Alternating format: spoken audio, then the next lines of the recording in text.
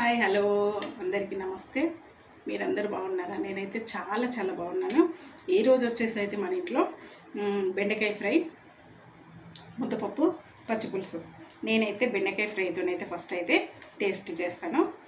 ఎందుకంటే బెండకాయలు ఇలానే నేను ఫ్రై చేసేసాను.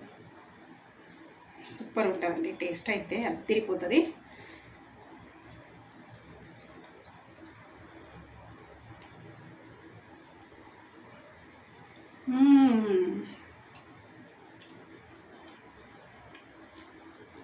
సూపర్.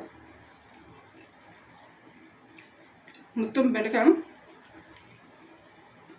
సూపర్గా ఫ్రై అయింది.